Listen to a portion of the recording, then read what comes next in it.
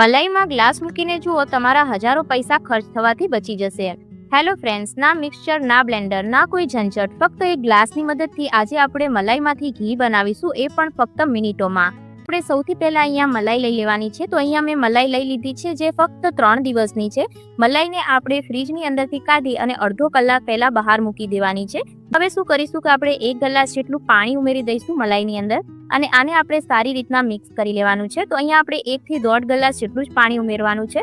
જો તમારી મલાઈ છે એ વધારે હોય તો તમે અહીંયા પાણી થોડુંક વધારે ઉમેરી શકો છો। અહીંયા શું કરીશું કે આપણે મિક્સચરને એકદમ સારી રીતના મિક્સ કરી લીધું છે।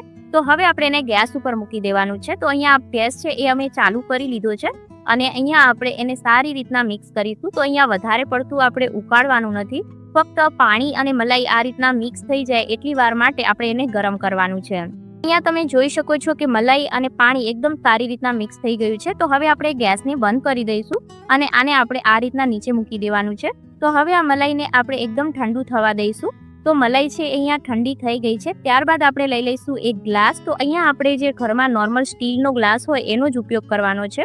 ત્યારબાદ હવે આપણે શું કરીશું કે લઈ લઈશું ઠંડુ પાણી। તો આ ગ્લાસની અંદર આપણે ઠંડુ પાણી છે એ આ રીતના ભરી દેવાનું છે। તો આખો ગ્લાસ નથી ભરવાનો, આપણે થોડું જ પાણી એની અંદર લેવાનું છે અને ત્યારબાદ મલાઈની અંદર આ રીતના ગ્લાસને મૂકી દેવાનું છે।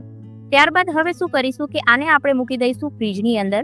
તો આને આપણે 1 કલાક માટે ફ્રીજની અંદર મૂકી દેવાનું છે।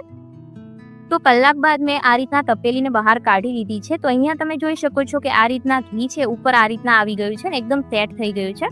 તો હવે આપણે ગ્લાસને કાઢી લઈશું અને ગ્લાસની અંદર જેટલું પણ ઘી લાગેલું છે એને પણ આપણે આ રીતના મલાઈની અંદર જ ઉમેરી દેવાનું છે। આ ટ્રીકથી ખૂબ જ આસાનીથી આપણે ઘી બનાવી શકીએ છીએ।